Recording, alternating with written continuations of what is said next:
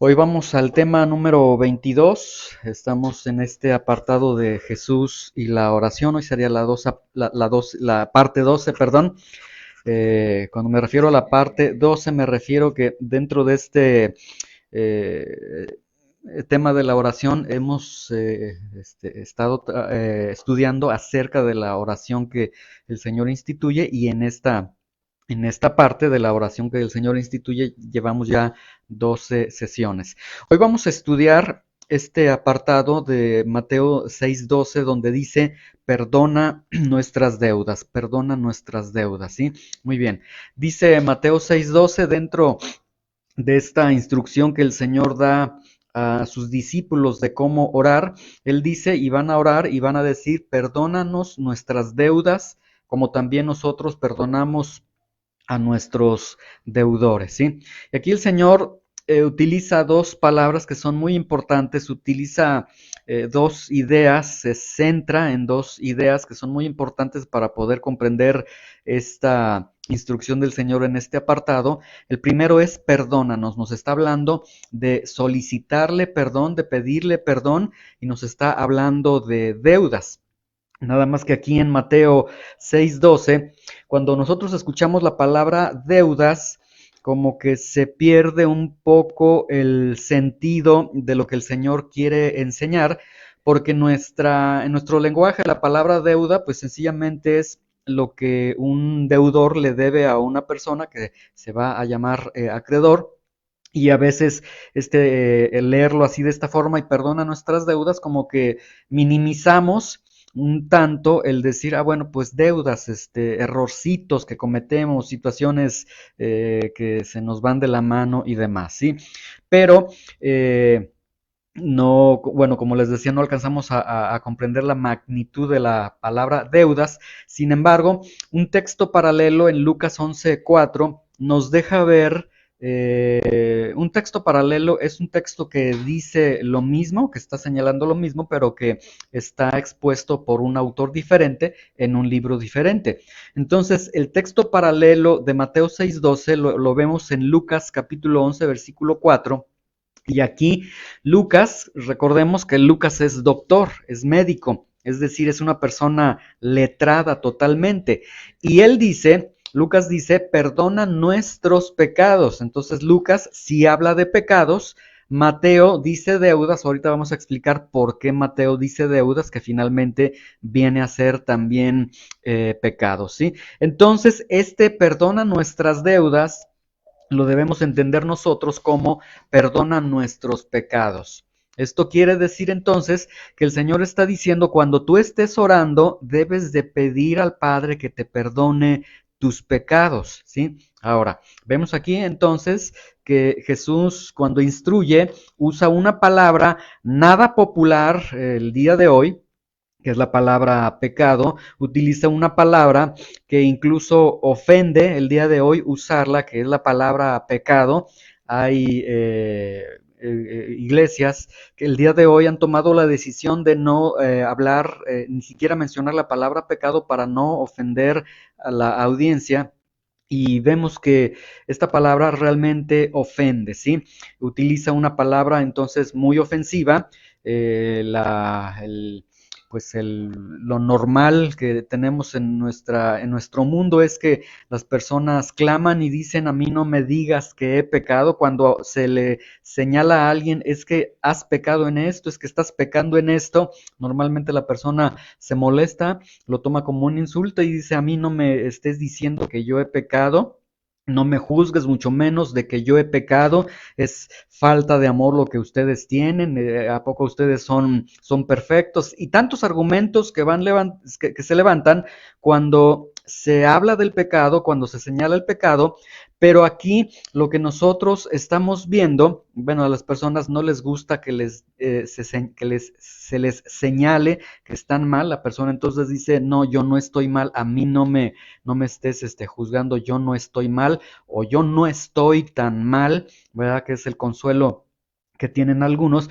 Pero, sin embargo, Jesús mismo es quien habla del pecado, y habla del pecado nada más y nada menos que en la misma oración que él está instruyendo. Entonces, esto nos deja ver la gravedad, la importancia que tiene esta doctrina del pecado, la importancia que necesitamos nosotros entender acerca del pecado, porque de hecho el sentido es que si no pedimos perdón a nuestros pecados y tenemos pecado en nuestras vidas, pues el Padre no va a estar escuchando nuestras oraciones, ¿sí? Ahora, en esta clase vamos a ver este apartado, perdón a nuestros pecados, será la primera parte, porque en esta clase quiero eh, que consideremos esta situación, ¿sí? Bueno, no puedes orar si estás en pecado, es lo que realmente Jesús está diciendo. Alguien podría decir esto es algo muy exagerado. Bueno, el mismo Señor Jesucristo lo está diciendo. No puedes orar al Padre si estás en pecado. Ahora, vean con mucha atención.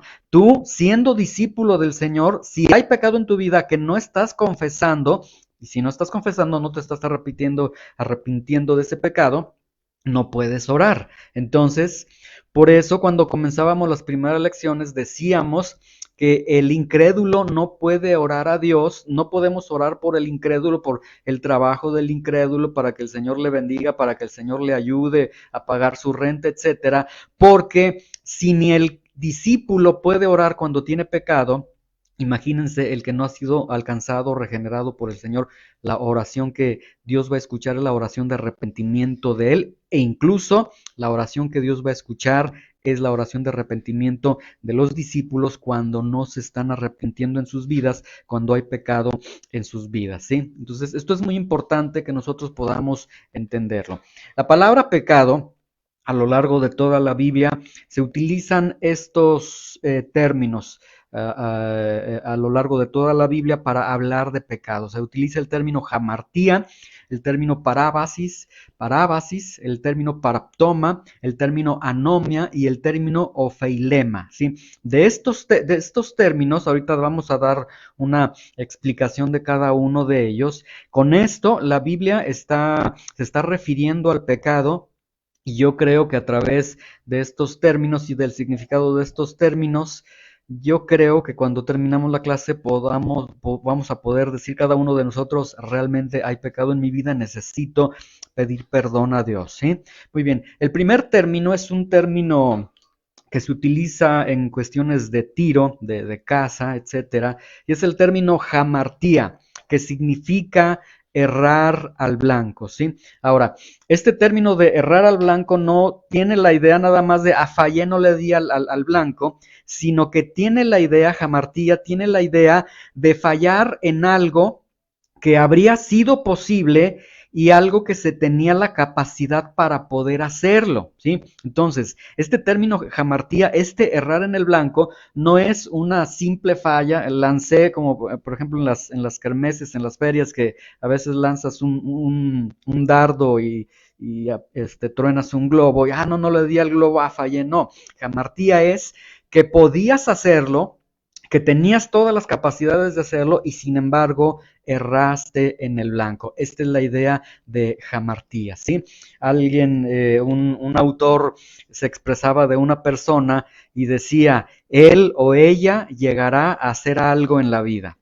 Luego pasaba el tiempo, luego este autor se refería a él o ella y decía, él o ella puede llegar a hacer algo si quiere.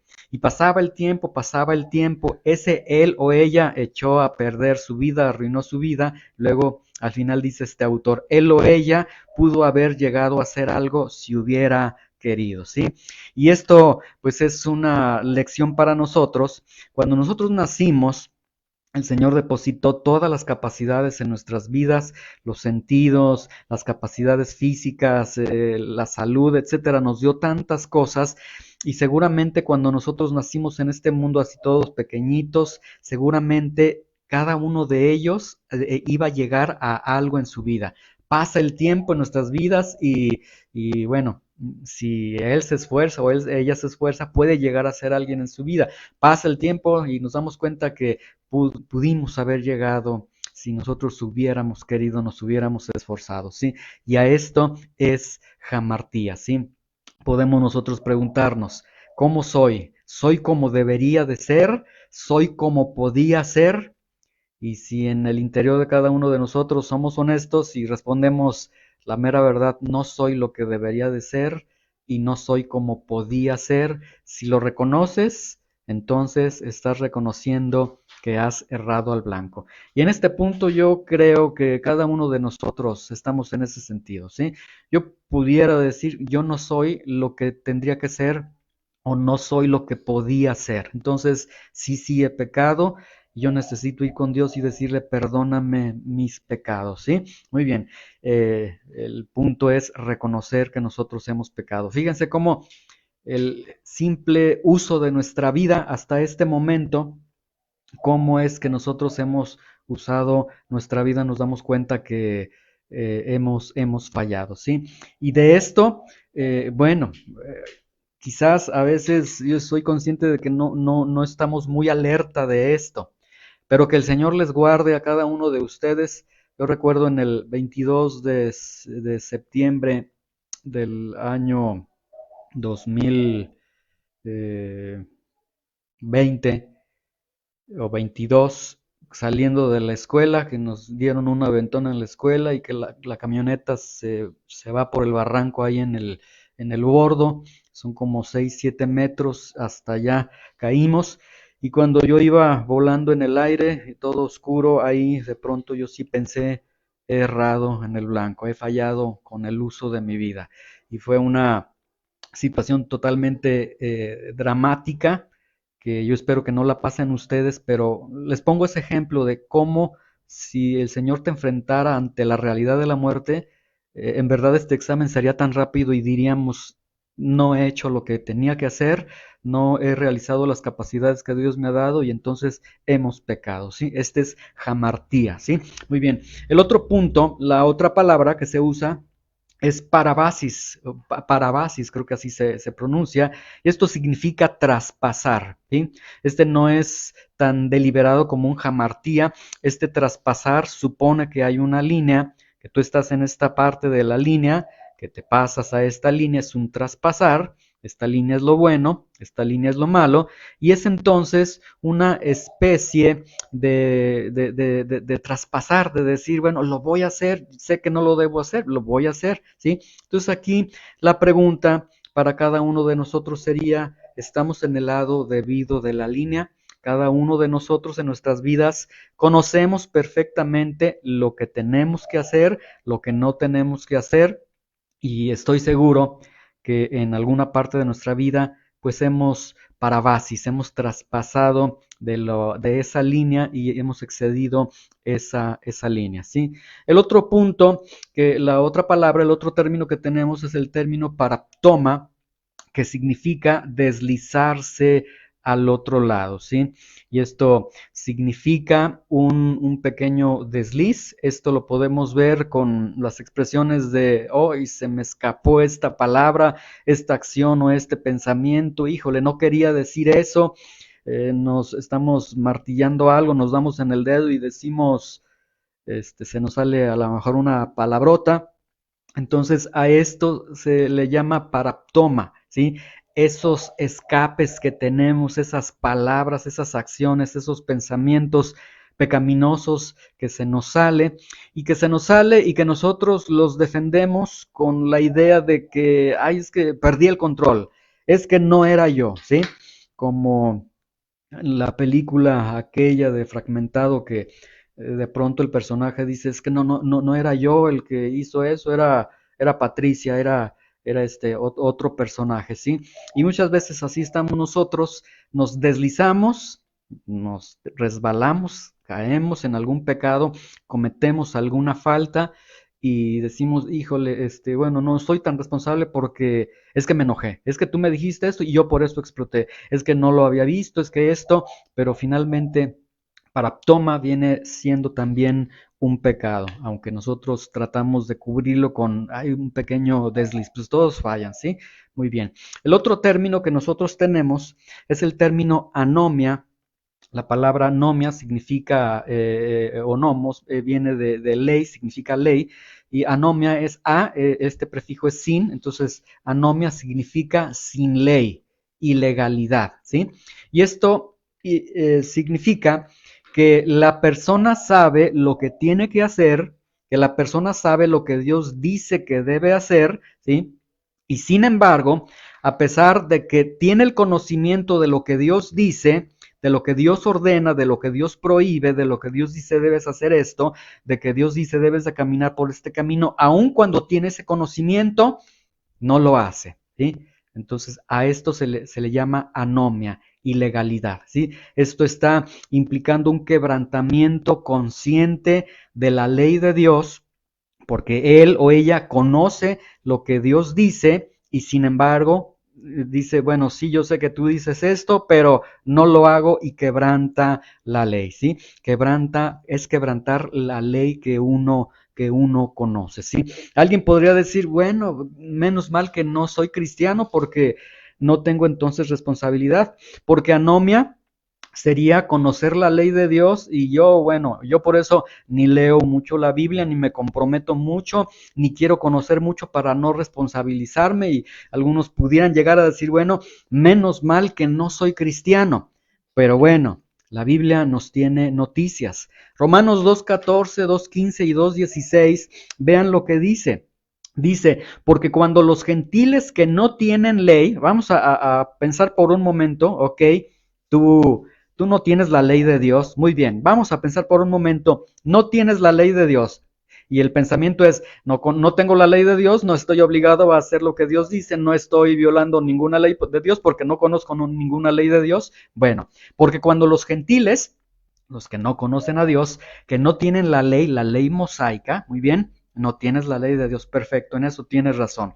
Sin embargo, dice, hacen por naturaleza lo que es de la ley. Y esto está descubriendo nuestros propios corazones y esto está significando que todo ser humano, aunque no tenga la ley de Dios, la ley mosaica, los 10 mandamientos, las leyes de Dios, aunque no las tenga él, no las conozca, él, sin embargo, hace por naturaleza lo que deriva de los ordenamientos de Dios. Dice, estos, o sea, estos, los gentiles, aunque no tengan ley, aunque no tengan la Biblia, el conocimiento de Dios, ya se constituyen ley para sí mismos. Ahí está.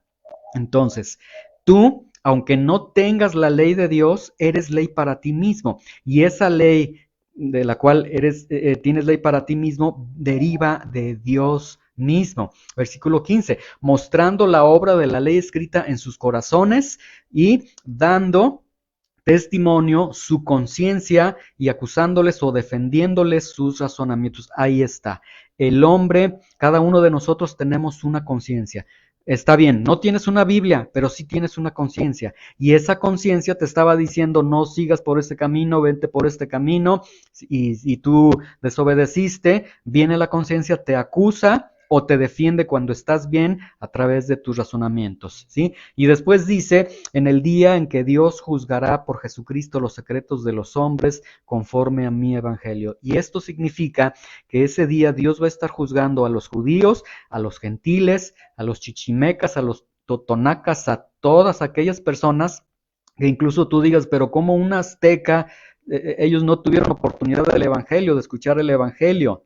Pues ellos serán juzgados por la ley que tenían en sus corazones porque ellos hacían por naturaleza lo que es de la ley, ¿sí? De hecho, los códigos de las civilizaciones mesoamericanas nos dejan ver que ellos comprendían ampliamente el entendimiento de los 10 mandamientos, ¿sí? Esto es sorprendente, pero bueno, eso es parte de historia y antropología. Pero el punto es que entonces anomia es quebrantar la ley de Dios que tú conoces. Si tú dices, es que no conozco la ley de Dios, bueno, quebrantar tu propia conciencia, ¿sí? Entonces, quebrantar nuestras conciencias, ir en contra de lo que nuestras conciencias nos están dictaminando, es también pecado, ¿sí?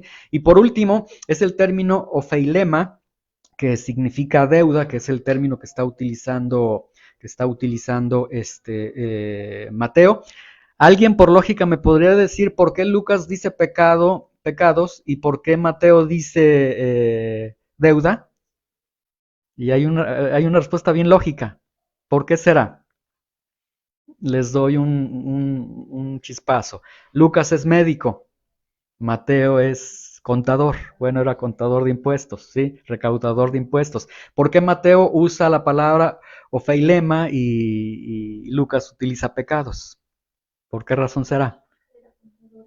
Exactamente, ahí está. ¿Por qué? Porque su ser era contador de impuestos, recaudador, entonces él como un buen contador, él dice, perdona nuestras deudas, entendiendo este término ofeilema que significa faltar al pago de lo que se debe, dejar de hacer lo que se debe, ¿sí? Y entonces, en este sentido, también el pecado se presenta como algo que tú debes. Cuando hemos pecado delante de Dios, nos hacemos deudores ante Dios o pecamos porque dejamos de hacer lo que debíamos de hacerlo, ¿sí? Entonces, en esta galería de esta presentación que nos da la Biblia de la palabra pecado, hamartía, parabasis, paraptoma, anomia y ofeilema, cualquiera de ellos nos puede llevar a la conclusión de que somos pecadores. ¿Has cerrado en el blanco en tu vida? ¿Has llegado a hacer lo que tenías que hacer? Si contestamos a contestar este test rápido, ¿he llegado a hacer lo que tenía que hacer con las capacidades que Dios me dio? ¿Sí o no? No.